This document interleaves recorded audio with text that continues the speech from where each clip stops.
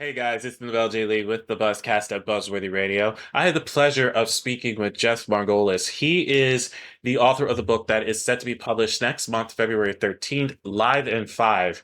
And we got to talk about his extensive history in the television industry and his start, how he got to produce and direct a lot of award shows, including the Academy Awards 8 times in his career. It's just a fascinating conversation that I got to have with him about the television industry as a whole and who he got to work with. Amazing man, and I was so glad I was able to discuss all of this with him. So here it is, our interview with Jeff Margolis. Check it out. And what a great way to kick off Emmy season. Well, we're still in Emmy season. We just did the daytime Emmys last month, and tonight is the primetime Emmys on Fox, the 75th annual primetime Emmys on Fox, and we have Jeff Margolis joining us right now. And I was so excited to get to talk to you, especially learning about your history a little bit. You have a book that's set to be published next month on the 13th of February. Yes. And what I definitely want to, first of all, before I even get into that, how are you? I'm doing great. Thank you so much. I'm doing great. I'm a Southern California boy living in Nashville now, and I'm looking out my window and it's 11 degrees outside. And in the last probably 15 hours, it's dropped like 6.5 inches of snow. It's so Oh, beautiful. geez. It's so beautiful and so cold, and I'm so glad to be inside. So those that in my room, I have the background up of the cover image of the book, and Yes. so they can't see what's in my room. But I will say, for those that want to know why I'm enjoying being in my house right now, is that I'm at my desk and my space here is right next to me. So it is 28 degrees here in New Jersey, and I'm right now sitting next to my space heater. So I am having the time of my life right now, just being in the house and getting to Is do it as this. is it as cold there as it is here? Um, I would say, well, for us, this is normal for us, but Yeah, yeah. but it's definitely been a nice little chill. Over the fact that it was 57 degrees the last couple of days. So going from that to 28 degrees today, it's Yeah, it's it's what a drop. So yeah. uh, so I think that's right. I think for me is a little bit difficult to just kind of adjust to that. I know it's winter, but just, close to 60-degree weather and then all of a sudden it drops 40 degrees to 28. Like, oh, geez. Like, I know. the heck? So that's where we are right now in this. And That's a lot. that is So a lot. anyway, everything's fine here. It's just cold, but it's all good. It's cold, but we are warm, and that's all that matters. How do you feel? I'm doing fantastic. I'm very excited. Good. I'm very excited to talk with you and just kicking off Primetime Emmys talking to you. And I just want to know you getting in the start in this business because one, finding out that your uncle was one of my favorite game show hosts, and he was really responsible for getting your start in the television industry. Let's talk a little bit about that. So for those that have not heard of this man and who the game show host I'm referring to is his uncle, let's drop that little factoid on them and let them know exactly who that is. Can we make a deal on that? Sure. My He's actually my second cousin, but in my family, my big family, there were no first or second cousins. It was aunt and uncle, so he was my uncle Monty Hall. So And cool. he opened a door for me. He was so generous, so kind, and so generous. And when he found out that even though my grandparents, they were hoping that I would become a doctor or a lawyer, I Of course. yeah, I always wanted to be in television. And when Monty learned that, he was very, very helpful. Opened a door for me and sent me on my way. I It was a think that great, great opportunity. I think that's what every parent wants for their child is that we want you to be a doctor, we want you to be a lawyer. I Right. and I can literally say, and I love my mom to death, but she also what is like that towards me now. And this has always been my passion. This has always been the love of my life, pretty much. And Yeah.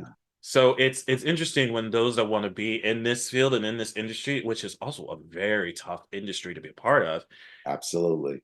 they want you to be in a workplace or work environment where they know that it's sustainable pretty much in all aspects.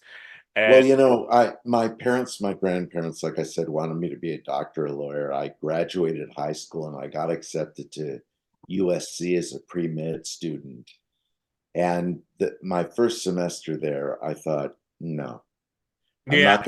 I'm not going to dissect another frog or, see, see blood. I, I think we all want to make our parents and grandparents and everybody happy at some point, but then at some point you look in the mirror one day and you just say, no, that's not what I want to do. I want to do what I want to do, which is what happened with me. And my grandfather knew that I really wanted to be in television. I was passionate about television. My dad was in the electronics business. And when I was 5 years old, one day he brought home this little box with a piece of glass on the front of it and he plugged it into the wall and there were people inside there and I was like, what? Yeah. And I tried to figure out how those people got so small and got in that box. And from that point on I was fascinated with television and I dreamed about being a director one day and dreamed about being a producer and a director one day.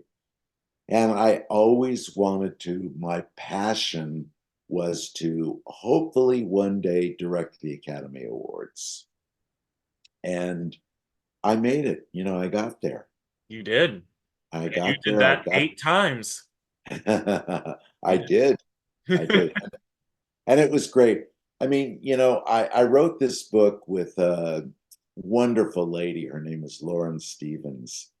And when we first started putting the book together, at the beginning, we used to speak every Tuesday. We would Zoom, and there would be a transcriber on the call with us who, at the end of the 3 hour uh, Zoom call, would transcribe everything. And as we started to put the book together, Lauren one day said to me, I've got a great idea for your section on specials. You've done over 150 specials. I've got a great way to start that section. She said, you got to tell me what your favorite special was, your most favorite special. And there was sort of quiet for a minute. You could hear crickets chirping. Wow. And finally, I said to her, I said, Lauren, I know you're the mother of 3 children. Tell me who your favorite child is. And I said, I All right, can't, perfect analogy. Yep. yeah. I said, I can't tell you what my favorite special is. I love them all. They're all my children. Each one of them has a life of their own. They're all different. And I love everything that I do. I don't have a favorite. So you have to come up with a different idea of how you want to set that section up. Yeah.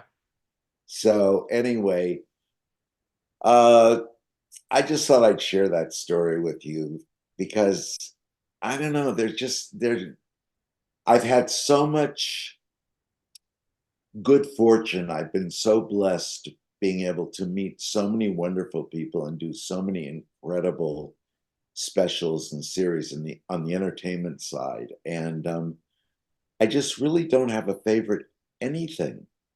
Look, not everything is peaches and cream. Every once in a while you have a bump in the road or a hiccup Of course. and you deal with it. You deal with it and you make lemonade out of lemons and you figure out how to move on. But I love what I do. I think that's incredible. And you started as being someone who worked with cue cards before you. Well, that's what Monty did for me.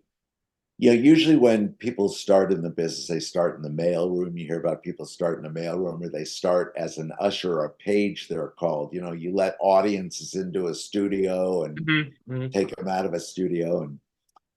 And I didn't want to do that. I was going to UCLA. I was in the School of Film and Television then. And I wanted to do something more. I wanted to be in a studio. I wanted to be on a stage. I wanted to see cameras and people and see what was going on.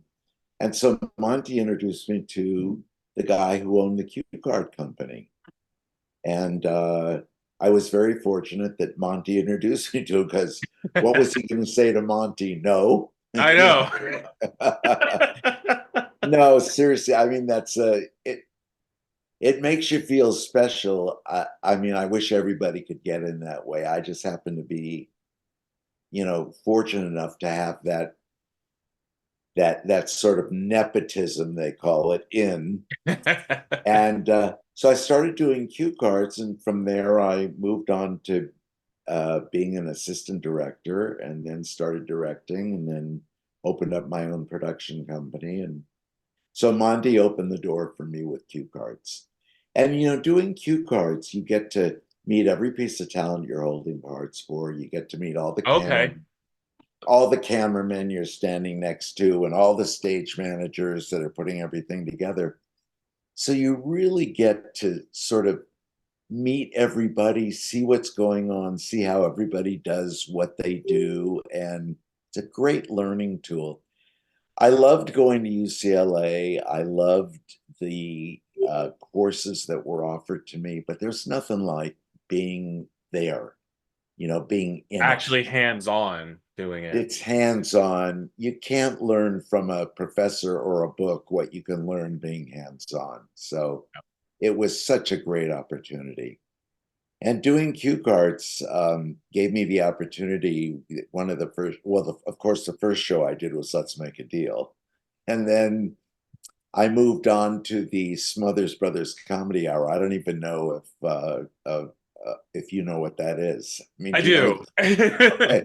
I do. Well, I realize as I talk about this that a lot of younger people really aren't familiar with the Smothers Brothers and Sonny and Cher and Tony Orlando and Don and Donnie and Marie. I'll be honest, I was obviously, yes, I am a young person, but and every time I say I watched them when the reruns were on Nick at Night and TV Land at the time, it was one of my favorite variety shows of the Sonny and Cher hour. I thoroughly Yeah. enjoyed it. I really thoroughly enjoyed it. Um, Tony Orlando and Dawn, I never really got too much into, even though one of the Telma Hopkins, I'm a huge fan of. So Yes. that's why when you talk about Tony Orlando and Dawn, I always associate it with Telma Hopkins, and I'm a huge fan of Right. hers.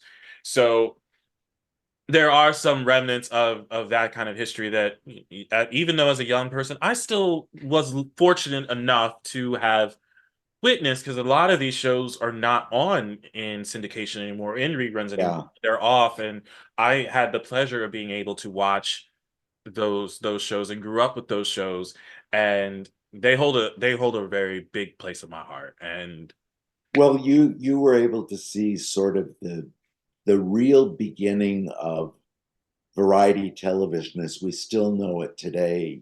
Yeah, the Smothers Brothers, and there was another show on called Laugh-In. laughing, yep.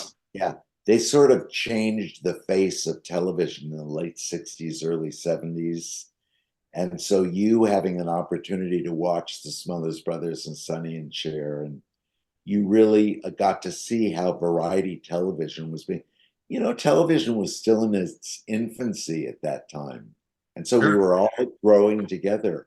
We got to try new things, and very rarely anybody ever said, no, you can't do that, because it was always like, oh, really? You want to try that? It was great. No, it was great. That And great learning tool and great opportunity for all of us. We had a good time. I'm glad you had a chance to watch that. But I started doing cue cards first on Let's Make a Deal. Then I went to the Smothers Brothers Comedy Hour, and I met Tommy there and became very Mhm. friendly with Tommy. And he was another good mentor for me. And a lot of people along the way, if you're good at what you do, if you're talented and Yeah. people see that you're ambitious and you really have the talent, you got to have the talent to back it up. Oh, And completely agree. yeah, when Completely people agree. see that you have the talent, they're very supportive. You can't just talk it, you gotta walk it as well. And especially in this Yes. business, because you just said it perfectly. If it's not there, they're not gonna support you. They're not gonna stand behind you 100%. So I Yeah. think that's great that you pointed that out. That's a really great fact right there. So And I think the other thing is that you really, when you get your shot, you really get one shot. If you are good and you have the confidence in yourself and you know you can do it and you do it well, then you're on your way. If somebody gives you the opportunity and you blow it mhm. because you've been all talk and you can't deliver, you're found out quickly and then it's tough for you, Yeah. you I know? wa- I want to actually talk about because as we mentioned in the beginning about award season, Emmy Award season, and being involved, you did primetime, you did daytime, you've done the SAG Awards and the Academy Awards. Just the fact of getting those type of award ceremonies put together and having it come together, what is that process like? Because I just feel that that's just while it's probably a fun process, but it's probably so much work that has to go into it when you put everything together. Like what are we going to put in as far as segments goes? What are we going to Right. incorporate in this ceremony for this year? Or Yeah. if it's a milestone anniversary of an awards telecast, how are we going to commemorate that? I just feel like there's so many nuggets to it that people like me who get to attend those events we don't get to see or understand. Well, I think that the average viewer that watches something on television doesn't have a clue of, what it takes because you watch it and us producers and directors are there to entertain you. That's our job. And you really should be aware of the blood, sweat, and tears we put into it. To do a big award show like the Academy Awards, you spend 4 months of 24/7 putting Mhm. those shows together. It takes an awful lot of time and energy and thought. The first thing you do is you put a big board together so that you can do what's called a rundown of the show. And you sit at that board a lot and you decide what the first act should be Mhm. up to the first commercial, and then between commercial one and two, what it should be in commercial two and three. And you lay out a show which you think is a good show. And then by the time you get it on the air, you've changed it 50 times. You've Yeah. moved things around. Like on these award shows, sometimes depending on who the presenter is, who's going to present an award, you might want them up a little bit earlier on in a show because at the beginning of the show, the announcer going into a commercial can say, "When we come back, Julia Roberts and Meryl Streep," you Right. know. Right. So you can promote the upcoming act. And so anyway, it's all of that. It's a puzzle, but it's a wonderful, but it's like the most difficult jigsaw puzzle I've ever had to put together. Any of these award shows, they're all like that. And by the Okay. time by the time you say 5, 4, 3, 2, 1, we're on the air, it is what it is. You've done the best you can, and hopefully you've put together an entertaining 2 hours or 3 hours or however long the award show is, and you can keep people there and keep them interested and enjoying whatever the event is. It's what I feel like when you had said that it's one of those things where you're going when we count that down and we go live on TV, we're hoping that everything we put together translates on the screen. If it doesn't, it doesn't. you know? Right. No, it's so true. I always sort of compare. I call my book "We're Live in Five" because those are the last words that you hear your AD saying. We're Yeah. live in five, Yeah. and then you hear the countdown, and then I always sort of make a comparison between what us live television directors do to a jet airline pilot. Once they push that throttle forward and you get to a certain speed on the runway, you make a commitment. You take off and you've made a commitment. It's the same thing. 5, 4, 3, 2, 1. We're live on the air. You've made a commitment. There's Yeah. no turning back. There's nothing you can do. If somebody makes a mistake, move on. Move on. I mean, Yeah. it's live. There's nothing you can do about it. And you've got a whole rest of the show to do. So there's nothing you can do. Move Right. on and do the rest of the show the best you can do it. Don't stress at this one point. We still got the rest to do and just come back, just bounce back from it. Yeah. Absolutely. Yeah. I That's why I love doing live television shows. I absolutely love it because there's such a rush.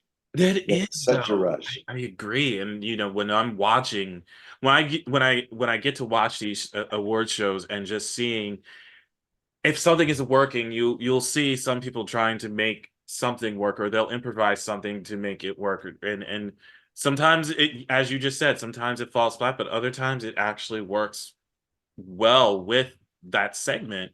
So I'm always intrigued to see, all right, so what's about to happen? What are we about to do here? Is this going to falter, or are we now going to go up? And it's always, as you said, it's a thrill to watch that. It's such a thrill to watch live television.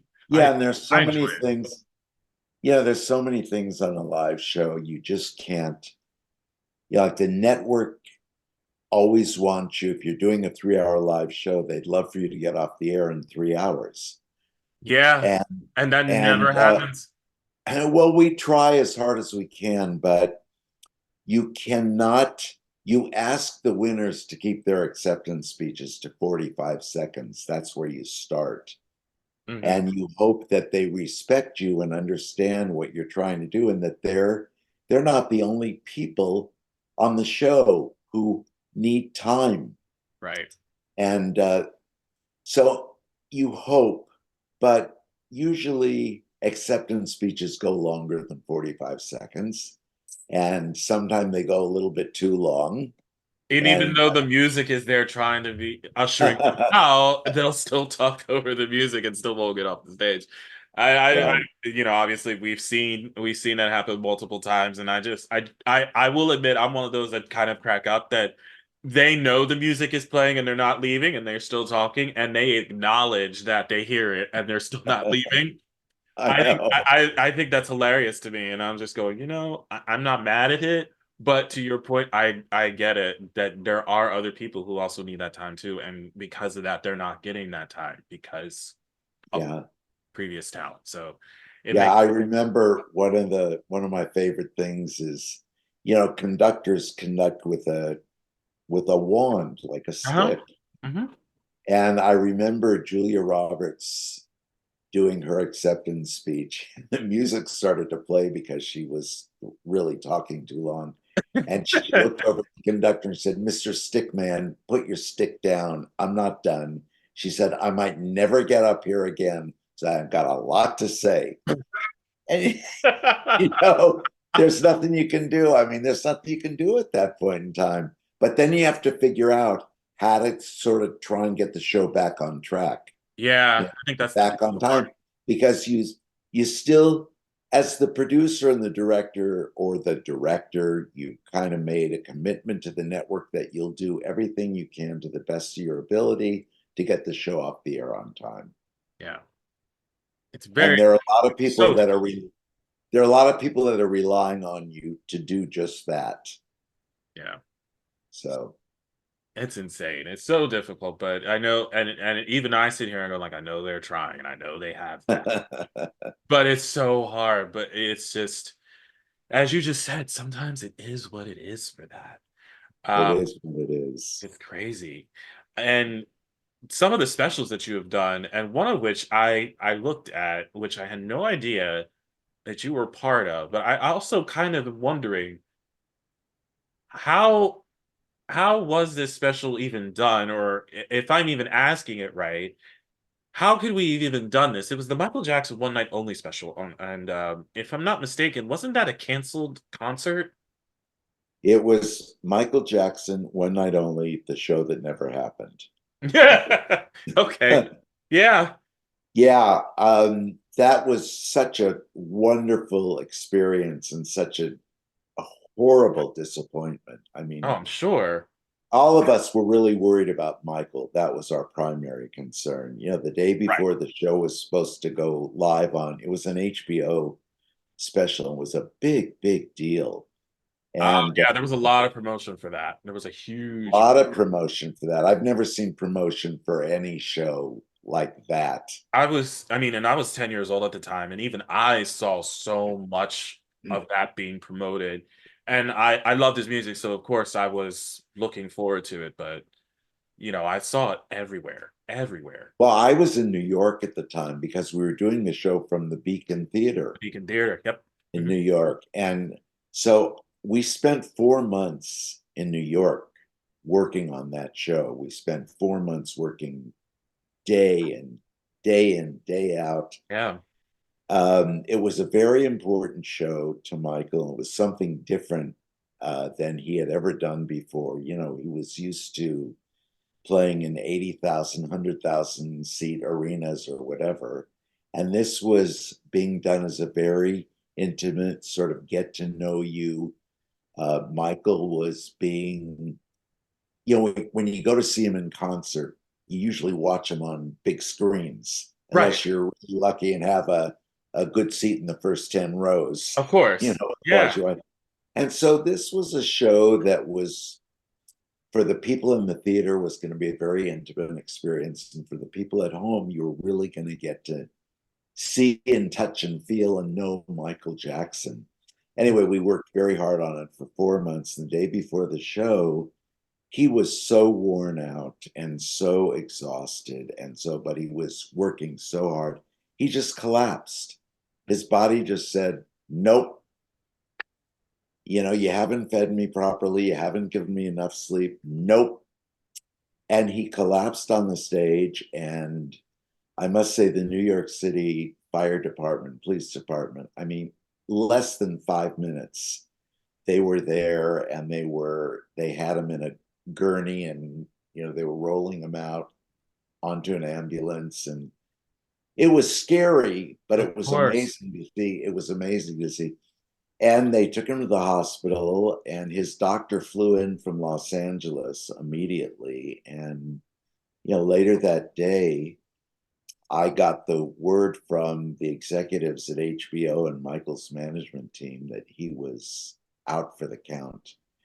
And it was really difficult for me to tell everybody who had been involved, you know, everybody on the crew and the production staff and everyone. I had to tell them that, you know, the show was not going to happen. I was um, so emotionally uh, hurt by what had happened to Michael and the amount of work that he had put in, we'd all put in.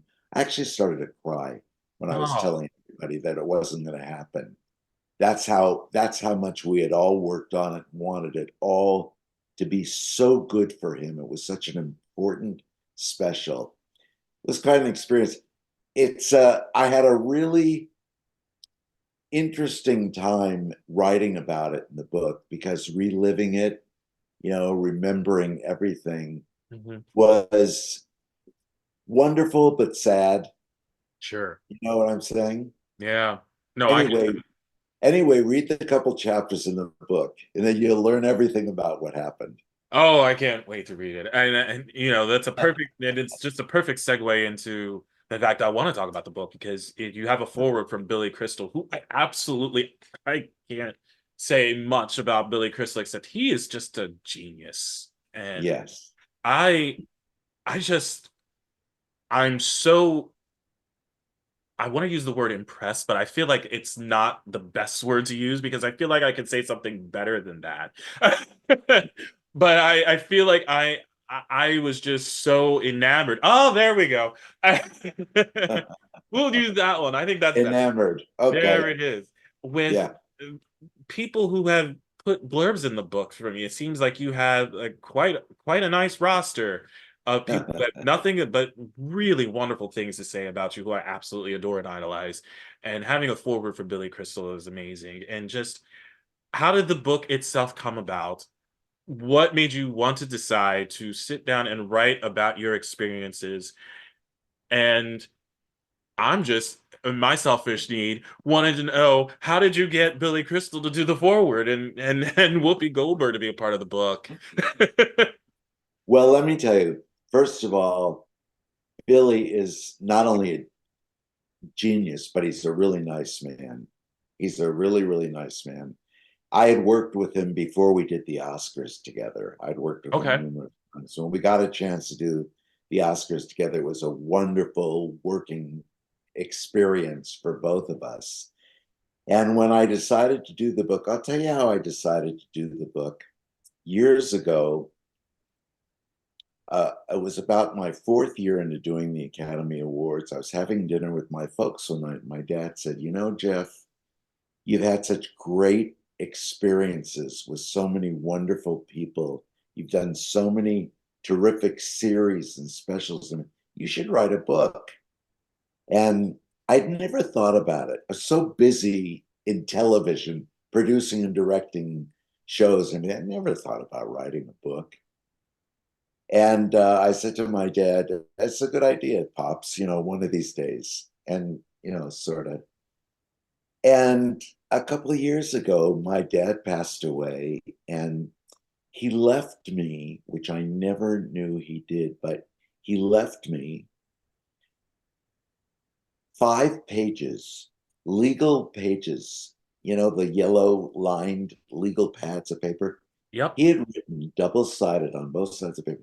He had written down ideas of, if I wrote the book, how I should put it together, what I should write about, the things I should write about, some of the Wow. experiences. And I read that thing after he passed away a couple of years ago, and I thought, you know what? I'm going to write a book. He was right. I'm going to do it for him. I'm going to do it for myself, and I'm going to do it hopefully for the world to enjoy. It's a good idea. So I sat down and I started. It took me, uh, I've spent about 3.5 years writing the book. Okay. And yeah, it took me that long. It was wonderful. All those memories were so wonderful. And sometimes as I looked at my list of credits, my resume, I went, did You're I like, did do I that? do that? Yeah, did I really do that? That was great. That was so great. You're like, then it's you're reliving your history, and then you're looking at it. I'm going, wait, I actually took part in this show. I actually I produced know. this show. I directed this. Like, what? I know. I think that's so amazing when you have such that long and big of a resume, and then you're being in it so long as you have, and then reliving that resume, and then you're just going, you're surprising yourself, going, "Wow, I Well, the book, was a part of the that." book is 5 decades. It's 50 years of producing and television and directing television shows. And you go back and you see something wonderful that you did at the beginning of the 80s or Mm, something, and it's really, I was going to say that Billy's such a great guy. And when I asked him to do this, there was no questions asked. I mean, he did this. He wrote this wonderful forward. And Whoopi's a good friend. I worked with her on the Oscars a lot and worked with her many times before that. She's fantastic. These people are nice people. And when you have a good working relationship with them, one of my philosophies is about directing is one of the most important things is always take care of the talent. yeah, Yeah, I agree. you know, I'm on the back side of the camera. When you get on the front side of the camera and you have to entertain, or if you're a comedian, you have to be funny, or if you're a singer, you have to sound good. Yeah, it's not so easy being on that side of the camera, Yeah. you know? So I really take good care of talent. I always want to make sure that they're comfortable and that they don't have to think about what they're doing. They just have to do it because everything is taken care of for Hmm. them, they're treated well. And when you treat talent like that, you get it back. You get it back. So, when I ask Billy or Whoopi or Quincy Jones or Donny Osmond or Cher or whoever it is, Hmm. I had good relationships with all these people. And I asked them to do something for my book, and they said gladly. I was very fortunate. Was Lauren a part of this process from the beginning, or did you bring her on after, or like in the Well, middle? I sort of started, and I realized I've never written a book before. I don't know how to do this, Yeah. you know, because producing a television show is one thing, writing a book is another. And I had never done it, and I didn't know how to do it, and I needed help. I knew how to tell the stories, but I didn't know really the best way to put them together to make the best read. And Lauren was just, she's been such a blessing to work with. She's helped me, and she's kept everything in my voice. She understood from the very beginning. I said to her, look, this is my book. These are my stories, and I want the stories to be told the way I tell them. I don't want anything to be written and, with all kinds of flourish and glory and glamour. And that's not the You way don't I talk. you don't It's want not the anything way I, embellished. Yeah. no, it's not the way I talk. It's not the way I tell stories. And I want the book to be about my extraordinary life in television coming from me. And she respected that, and she honored it. And anything that she needed to fix or adjust, or she always kept it in my voice. That's incredible. And Yeah, you just pretty much said what I was thinking. I was like, are they going to, because we've seen that as well, that stories do get embellished, and it's not something that's coming from, in essence, my mouth. That's not how I speak. That's not how I, right, and right. the fact that they kept it true to your voice, I think that is incredible. I honestly, Absolutely. I Kept it honestly, true to my voice. I mean, I've read the book. You have to read it so many times. You have to read every draft of the book, and every time that, you go back and I must say, every time that I read the book, I went, oh, geez, if I just add this, or if and at some point in time, you have to stop, because you can just keep doing that forever. But I've read the book through from cover to cover at least 20 times. Okay. And I've been pleased every time. I mean, whatever Lauren has done to help make it a better read, because she knows what it takes for a reader to want to turn the page and keep going. Right. And that's how she's helped me. One of the ways she's helped me with the book. Anyway, it's been a great experience. She's been wonderful. This has been incredible. I had so much fun, and just getting to learn, just and the come up and getting to work with so many people in this industry that you built a great rapport with. It's just an incredible story, and I can't wait to read the book. I'm excited to read the book, especially with the part where we talked about the Michael Jackson One Night Only special that did not happen. I'm looking forward to reading Right. that, since that was one of the major things in my history, which I did not know that you were Sure. involved with. Sure. I'm really looking forward to reading that aspect of it as well. But overall, this has been fantastic. I Well, loved. when you read about Michael in the chapters that I wrote, you'll see that, yeah, I met him when he was 8 years old, and we became friends. We became friends over the years. We did an awful lot of things together, and that's why it was so heartbreaking, Sure. to see this thing. But what I was going to say to you is, enjoy the book. There are a lot of stories like the Michael Jackson stories, like the Michael Jackson story. There's a lot of other stories like that. And I just think you'll really enjoy it. I hope you do. And I'd love to get a signed copy for you. I've enjoyed this so much as well. I would love that, and I definitely am planning on reviewing the book once I read it. After it's done, it's gonna be posted on the website, so I will give you my full-fledged review on the book, whether it's in blog form or in podcast form. If not both, it will be posted. Uh, well, thank you very much. I appreciate that. I Yeah, hope I hope you find it a good read. And if you ever want to talk to me again, I'll make myself available for you. If, I know how to get a hold of you. So I if have. after you read the, yeah, sure. If after you read the book you want to talk some more, I'm here for you. Oh, that would be awesome. I would love to do that. I would love to get back in touch with you after the book's done and I could just go whole hog with it. Because I will do that. I will do. I'm ready. I'm ready. You ready? We can do as many episodes of the podcast as you want. I'm yours. Awesome. I love this. Jeff, thank you so much. I can't Sure. wait. Live in 5 next month, February 13th is published. I can't wait to get my hands on it and read it and get back to doing this with you and talking about it. This has been incredible. Thank you so much. Thank you so much. I've enjoyed talking to you. Enjoy the book, and hopefully we'll talk soon. Absolutely. Have a good rest of Thank your night. you. Thank you. Okay, talk to you later. Many thanks to Jeff Margolis for stopping by the BuzzCast and chatting with us about his book Live in 5, as well as everything else within the television industry and how he got his start. I can't wait to have him back after I read this book. It gets published on February 13th of this year.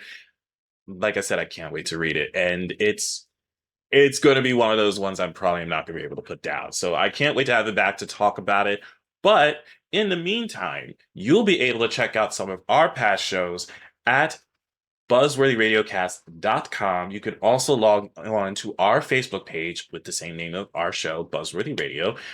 We're also now on Amazon Music, so you can stream all of our podcasts there. This is something brand new to us. We just got on this maybe about 2.5 to 3 months ago, so you can now find all of our podcasts on Amazon Music. We're also still streaming on Spreaker, but you can also check me out on all of my socials, whether it is on Instagram at BuzzNav, on X at Buzzworthy Radio, and again, liking us on Facebook at Buzzworthy Radio. I'm Novell J. Lee, making sure you keep getting the latest buzz here. We're going to be back with you next time. Take care.